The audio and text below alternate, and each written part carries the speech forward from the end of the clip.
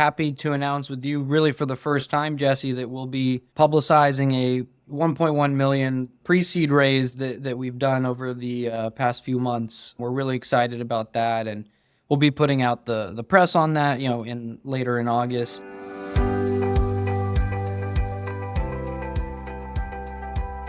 Hey, this is Jesse here, and you're about to hear episode 127 of the Betting Startups podcast with Dan Zimmerman from Verse Fantasy, which is peer-to-peer gaming and social fantasy sports. In this one, Dan explains how Verse Fantasy allows season-long fantasy players to win real money on weekly matchups, why he's going hard on content with the recent launch of Verse Media, his breakdown of the DFS landscape with the emergence of what he calls DFS 3.0, and he even breaks some news exclusively on the pod with the announcement of Verse Fantasy's $1.1 million pre-seed round. Dan was an awesome guest, and I hope you enjoy this discussion as much as I did. The Betting Startups podcast is presented by Optimove, the #1 CRM marketing solution for the iGaming market. 4 out of the top 5 US operators personalize player experiences with Optimove. Learn more about Optimove by requesting a demo at optimove.com/bettingstartups. If you like what you see, you'll get your first month free. All right, we are back here on the Betting Startups podcast, and with me today I have Dan from Verse Fantasy. Dan, you and I caught up, a few months ago now in May in New Jersey at that SBC conference, so good to reconnect with you, my friend. Just to check in at the starting line here. How's your summer been going? I know you've been doing a bit of traveling. Where are you at today? And how's the last few months been for you? Yeah, no, thanks for having me, Jesse. Always great to catch up with you. It's been a good summer. I've been on the move a bit. Spent some time in Israel, spent some time in Mexico City for my sister's wedding, and then now I'm back on the East Coast, preparing for football. I've never thought about football or fantasy football in July ever as much as I have this July. Yeah, people always talk about, June, July, and August being like the sleepy sporting calendar and all of that, but it's actually like crunch time for people that are building in the space, right? So it sounds like you're feeling that right now. How's it all been going? I guess we're about a month out or just over a month out from NFL kickoff. How you feeling, I guess, here at this time, sort of ahead of all that? Yeah, no, we're itching for the season. I mean, about a month or so from kickoff, but probably only a handful of weeks from, being able to start playing in week 1 games. So for us, buzzers are coming up soon, and we're excited. I mean, we just want to get people back on and show everything we've been spending all of our time on. So. Right on. Well, we'll get into all that in a second here, Dan, but just to kick us off for today, for anybody that's not yet familiar with yourself, can you give us a quick introduction? Talk about your background, maybe some of the major chapters of your journey up until starting Verse Fantasy. Yeah, definitely. So I always felt that my primary motivation to start a company was more out of fear than anything. It was a fear of a cubicle, a desk job. And so when I was in college, I was always looking for entrepreneurial ways to express myself, I guess. And I ended up working for Barstool when I attended Syracuse. So I contracted with them, built up some of their digital brands, event management, held some merchandise sales, and kind of cut my teeth on, being scrappy and getting things off the ground. And so I like to sort of point to that as my origin. And in college, I also worked at Thuzio, which got acquired by Triller as a digital content specialist, doing video editing, social media, and all that. So my background's always been in digital. Social media is sort of my go-to, what I feel like I know best, and then all of this management and fundraising, all that stuff has sort of come through trial and error. So, well, learning on the job with all of that, right? Like any entrepreneur. Yep. And I honestly, with my background with sports betting or gaming, I went to high school in London for the last 3 years of high school, and so I was around that economy that has sports betting totally baked in, right? There's betting shops on every corner. So that was like a fun thing that I could see growing up. And I was like, okay, when the US gets this, it's over, or I guess I should say it's just beginning, right? Because it was just so abundantly obvious that this was built for an American market. So I've been sort of ideating since high school on ways to attack this, and Verse is definitely my favorite way we've come up with. So. Let's talk a bit about the origins of Verse then, Dan. As you say, you were ideating and obviously sort of working within this space through college and I guess after college. Talk about just the origins and sort of how this went from an idea into something that is now very much a reality and sort of those initial phases of the company.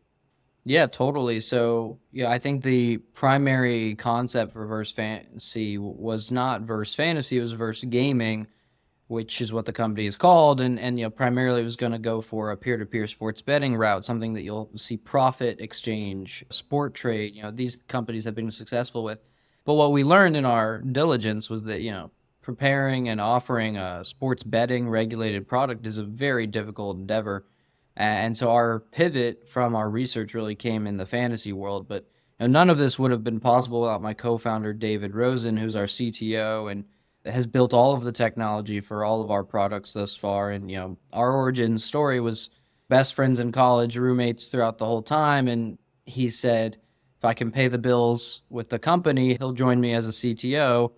He was very skeptical, I'd say, in the beginning. And, we're in the beginning of COVID. The whole world's kind of falling apart. It's like, what are we going to do with our lives? But beginning of the summer, builds a beta. Into the summer, 50K checks come in, and we're off to the races. And we've been at it for 4 years since. So Let's talk a bit about what you guys have built. And, with Verse Fantasy, you're obviously entering a fairly crowded space with a lot of fantasy products out there, both season long and daily fantasy and everything in between with new hybrid concepts. Give the audience a bit of an overview, high concept of what it is you guys have built, the value prop, and maybe sort of how it's different from a lot of the other offerings that are out there on the market. Yeah. Well, I mean, you're right to point out it's competitive, but really what's interesting for us is that competitiveness. It's actually, it signals its popularity, right? Fantasy football is the most popular game in America, and we're not talking just about sports game. I mean, literally, there's not a single game, maybe Words with Friends can compete, right? But like fantasy football dominates the culture. And so the way we approached this was people love sports books and sports betting and underdogs, but they also really love their fantasy team. And so what we wanted to do was bring a blend of that experience to the user. And our LeagueSync product, which if you're not familiar, anyone listening, our LeagueSync product allows you to sync your season-long fantasy league from your provider that you currently use, Sleeper, ESPN, Yahoo, and it imports all of your team names, scoring settings, and projections right into the Verse app. And then from there, you can play real money games on who wins your matchup, on the spread, and the total points scored. So kind of this really cool blend of fantasy football and sports gaming. And that's something that right now is not offered in the rest of the market. So we certainly have some competitive advantages when it comes to that. But I think culturally, you got to think, how much effort am I asking the customer to take? And for us, we've always tried to make that answer, as little as possible. And I think from the success we had last year to hopefully the success we continue to see this year, I think that is the key thing, right? You already have a fantasy team. You're always going to care more about that fantasy team than your parlay lineup or your, straight bet on DraftKings. So giving you a place to really wager and feel more than just emotional victories in fantasy, you could literally win every week a championship with Verse if you're playing correctly. Got it. So just to make sure I have the mechanics of the product understood here, basically, if I have a season-long team, I can put my weekly lineup against another team's weekly lineup and sort of have a weekly competition in the context of season long. Is that about right? Or correct me where I'm wrong here, Dan? No, that's exactly right? So you and I are in a league. We're matched up this week. You and I could go head to head on our rosters. And it doesn't have to be that the commissioner syncs the league. It doesn't have to be synced before week one. Anyone can get in and start playing at any time. And you can keep using your ESPN, your Sleeper League. We refresh, we update with those in real time. Got it. And then just again, to stick with the mechanics for a second, is this a head-to-head competition? Is there any sort of like mechanisms for playing against the house, or is this all head-to-head stuff? Yeah, so the primary offering for the LeagueSync is, the ability to send it directly to league mates. Now, you will see if your contest is not accepted by a league mate, it will still be filled by the system. So you can still play without an opponent if that's what you like, but it is going to be, really guiding you along, sending that directly to someone in your league. But yes, if you don't have an opponent, you can still play. Gotcha. And then just with respect to the platform that you built over the last few years, as you mentioned, it syncs with a lot of the season-long platforms. Talk about what that looks like insofar as, I guess, you guys building out this technology and enabling those integrations. Like, I guess, like how do you tap in, I guess, to these existing season-long platforms to enable what you guys are bringing to market? Yeah, so the LeagueSync technology has actually been, at its core, has been around for some time, right? Fantasy Pros, RotoWire, these products offer subscription models that allow you to sync your league and get really valuable tools and data on those products. And that's something you can find on other fantasy sites. So we didn't invent the concept of LeagueSync, but what we've done is we've built a gaming architecture into our app, that is built off that protocol of syncing. So for us, it's technically it's something that's pretty uniform across the community in terms of how does it look or how does it feel. It'll feel similar to Fantasy Pros. There's a lot of secret sauce in the way that we particularly use and prepare that data for you. But yeah, LeagueSync is something you will find, and we're just right now the first to bring it to real money gaming. Gotcha. And then, this new concept, which sounds super cool. And again, as a former now retired season long player, I don't have time in my life to do season long fantasy anymore, but I can definitely see the value prop here and the utility, particularly when inevitably, in my case, when I did play, my team would basically be bust by the time we got into October. So this would give me some sort of reason to continue engaging. But I guess what I'm curious about, Dan, on the user acquisition side, right? It's obviously a very competitive space to acquire people and to sort of bring them into your ecosystem. Since we caught up in New Jersey in May, I know you guys have announced the launch of First Media, which I guess is some mechanism to try and attract users into the product. But talk a little bit more broadly about your user acquisition strategy. How are you guys sort of thinking about bringing people in and really reaching the audiences that are currently engaging with season long?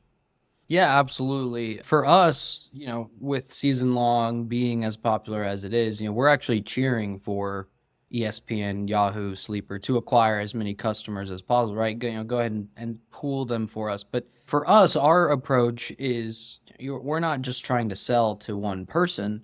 We're actually trying to sell to a group of 10 or 12 people, right? However many people are in your league. Because if one person's interested, then they serve as a great ambassador to their league. So to us, we're really thinking about it dynamically of how do we get as many eyeballs, as many unique players and unique leagues as possible.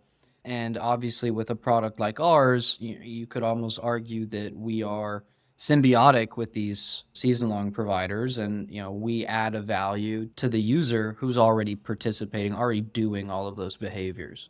Our biggest thing is letting people know we exist, and that might sound like a simplistic answer, but no, once a consumer understands, oh, I can actually put real money down on my fantasy team, that's not something that they had been previously a behavior they had been accustomed to. So it's a lot of behavioral, and the reason we launched Verse Media, as you mentioned, is Verse Media is really built to serve as Verse Fantasy's own affiliate. Verse Media has done 500 million views on content in the last year and a half. We have posted, hundreds of videos and received 20 million likes and hundreds of thousands of shares on our content. And all of this does is create this, what I call subliminal marketing, where, you're scrolling through TikTok, you're scrolling through Instagram, you're seeing Verse Fantasy on content that's viral. You don't care that it's from Verse Fantasy, just like you don't care that it's from Bleacher Report. You just want to see it, right? So if we're the first ones to get to you, then it creates that brand recognition. And what we've seen is in terms of customer acquisition, live streaming specifically has been a sweet spot for us. We are having 10,000 views every single night on our live streams at this point. So those convert like crazy to signups. It allows us to do promotions. Instead of posting a tweet that says $20 deposit match, right? We're actually speaking to 1,000 people at one time in real life, digitally, saying, here's a promotion. And it's really been amazing to see. So you'll see a lot more from Verse Media. It's where we'll funnel our partnerships, our affiliate contracts, and so on. But we like to bake our own bread with Verse Media. Love it. Sounds like a super compelling and I guess effective strategy for you guys, given some of the metrics that you just shared with us here. And hopefully some of those are converting into users for you. So super interesting, Dan. Let's shift a little bit and zoom out. You've written some articles over the past, year or two that I've come across that explore what you call DFS 3.0. And I'm just curious if you can summarize, I guess, the key aspects of what you define as being DFS 3.0, maybe give some context as to like what you see as 1.0 and 2.0, and I guess where Verse fits within this sort of paradigm that you've outlined in these articles. Absolutely. So, any veteran to the fantasy industry might scoff at a 26-year-old prophetizing about, the product classes of the industry. But I've done my homework, and DFS 1.0, just to set the definitions, is 1.0 is really just the beginning of DFS, right? DFS 1.0 is really, the original guys that the veterans know about: DraftKings Fantasy, FanDuel Fantasy, Star Street. So that was 1.0, and that's what really set the legislative bar for this industry, which is, what defines fantasy, games of skill, right? Certification labs, and all of those traditions or customs that we've gotten from that. And then DFS 2.0 is what we saw really around the repeal of PASPA. We saw this blowing up of against the house, single player fantasy concepts that have gone on to be extremely successful, extremely viral, and beloved by their user bases for the most part. But one could argue, using the rules from DFS 1.0, saying it's got to be multiple players and primarily based on sports statistics, that might be an incomplete definition if you can just offer single player parlay product styles. And that's what my article in January of 2023 predicted, which was basically we're going to see re-regulation. And we've seen it, right? Florida, New York, Maine, Colorado, Tennessee, Alabama, they've all changed their laws specifically. And really that's where DFS 3.0 comes in. DFS 3.0 is the next wave of fantasy, right? The next full product format. Some of those products will come from companies like Verse. Some of them will come from companies like PrizePicks, who reinvent their products to be peer-to-peer, or DraftKings Pick 6, which is a single player experience, but a multiplayer backend.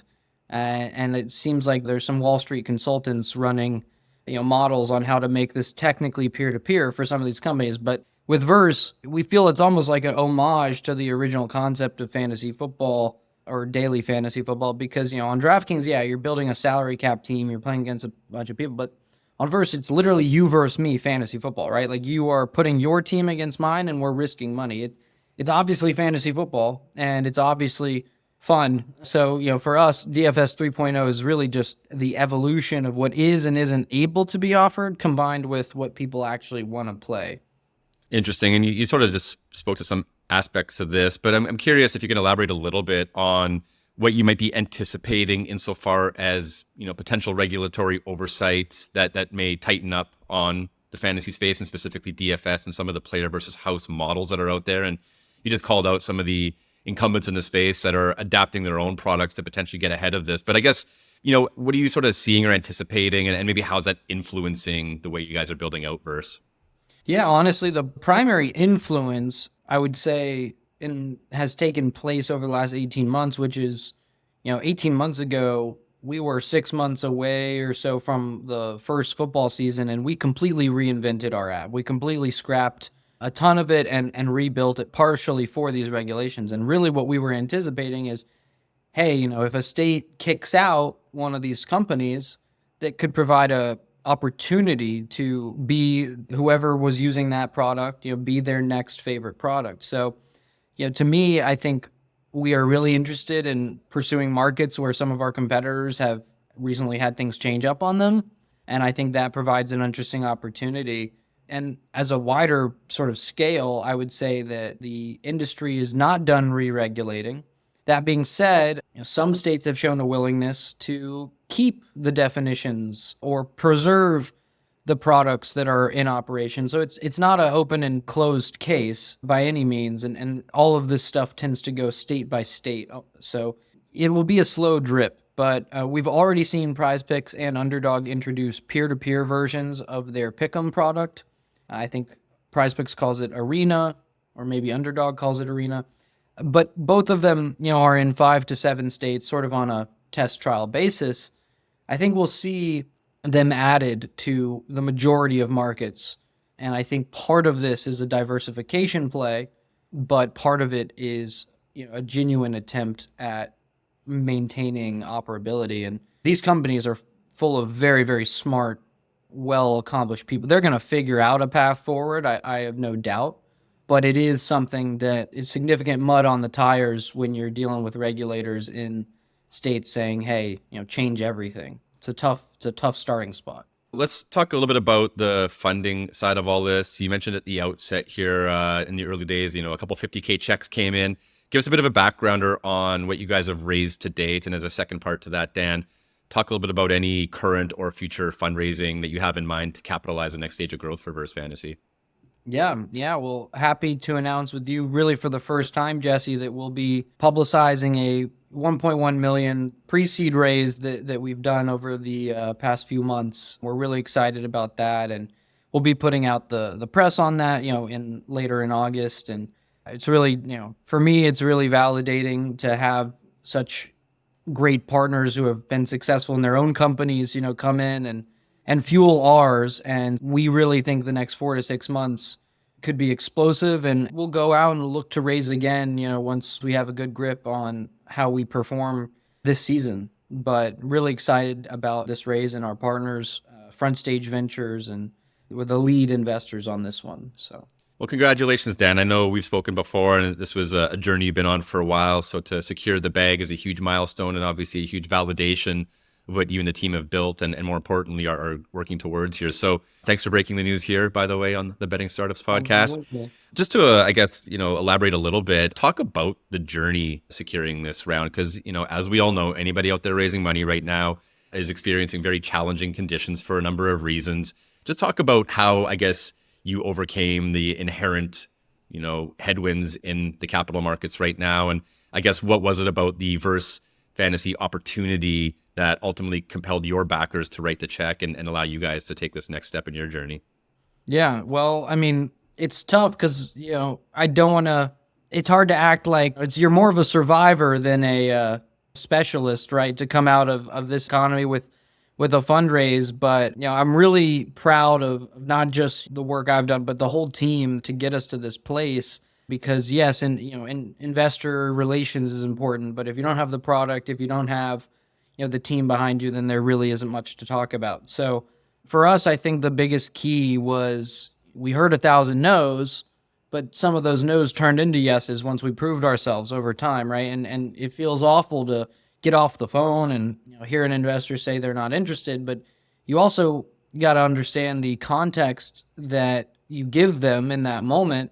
And then, 9 months later, when you are performing very well, maybe you pivoted, maybe you made a change, that 9 months of evaluation is actually what they're grading you on. And that's, I think, an important lesson that I learned, which is, plant as many seeds as possible, start the evaluation in as many people's minds, and then let them start to make an opinion. They can think you're bad, they can think you're good, but if they've never heard of you, they don't think much of you. So that was what really ended up getting us over the line, was our past investors introduced us to people, and those people understood the context of how much we had grown in this period, and they said, okay, I want to see that growth double, and if I give you this money, then I think it will, right? So that's probably the lesson I'll take away and hope to use it, with the next investment round. And obviously, I think doing all of this alone is very, very difficult. So I'm glad I had people to do it with. Well, congrats again, Dan. And I can only, endorse what you just said there. And so far as the lesson learned, I read a blog post like 12, 13 years ago that really hammered this point home for me, which is that investors invest in lines and not dots, which basically means that the first time you meet somebody, first time you meet an investor, for them, meeting you for the first time is a single data point, right? It's one interaction. Yeah. They're not going to make an investment decision based off that first interaction, but it's a dot. And then the second time you meet them, it's another interaction, it's another dot. And the idea and the goal for you as the founder is to take those series of dots, connect them with a line, and hopefully that line is trending in such a way that over a long enough time horizon, that tells a story to the investor about who you are as a founder, the progress you've made. To your point, maybe you've pivoted, maybe you've adapted.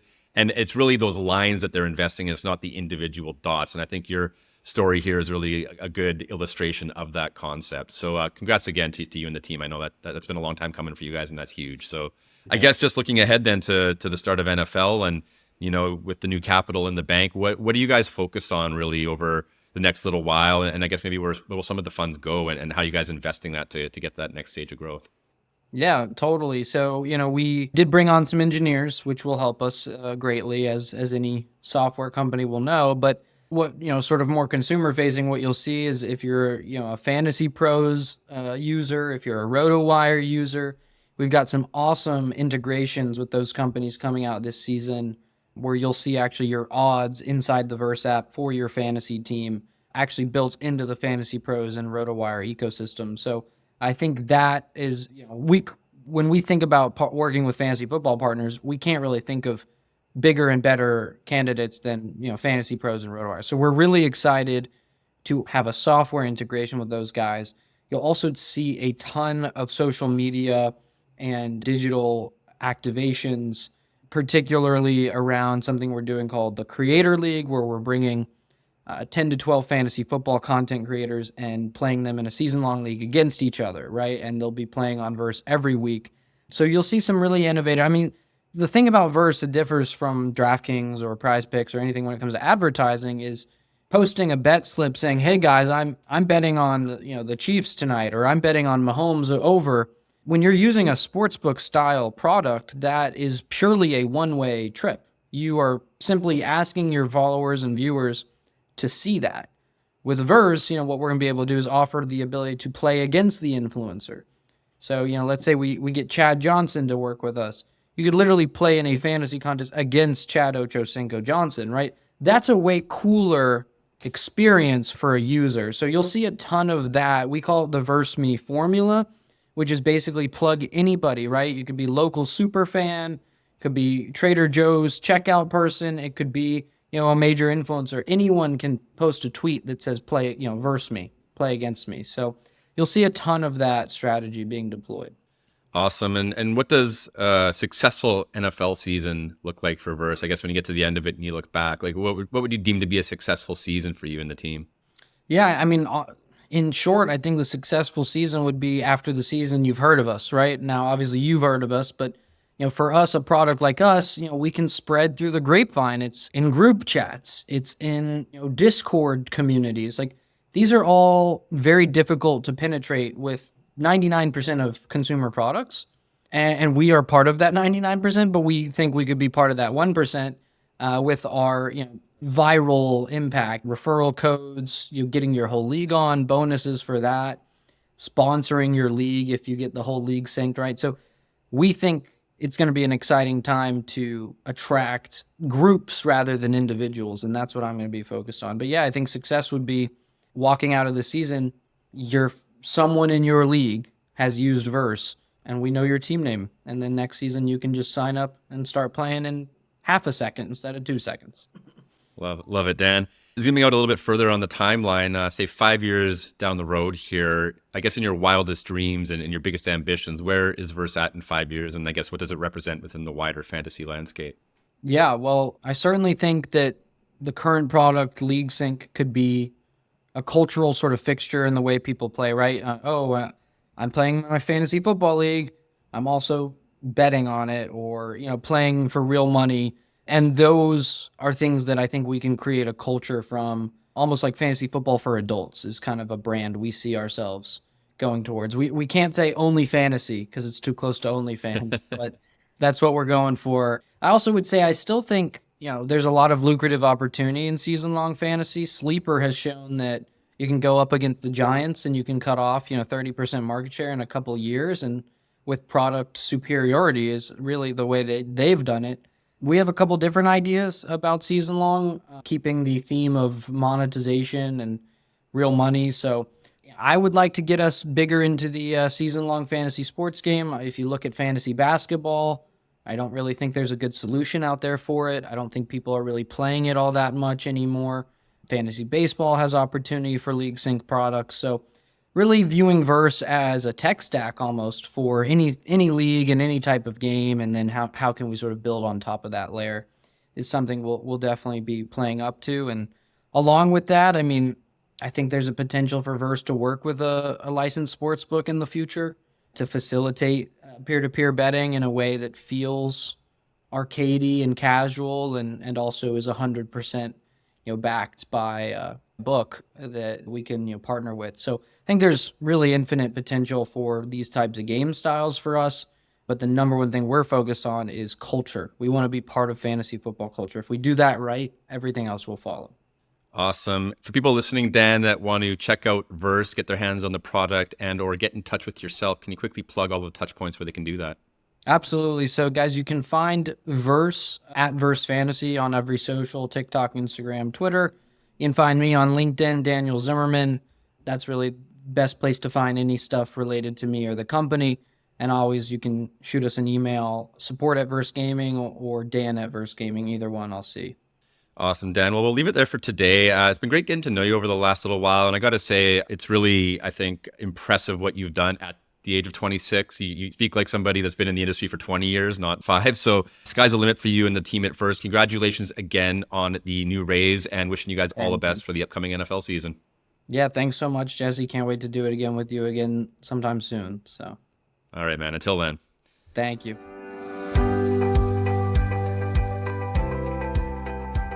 The Betting Startups podcast is presented by Optimove, the #1 CRM marketing solution for the iGaming market. 4 out of the top 5 US operators personalize player experiences with Optimove. Learn more about Optimove by requesting a demo at optimove.com/bettingstartups. And if you like what you see, you'll get your first month free.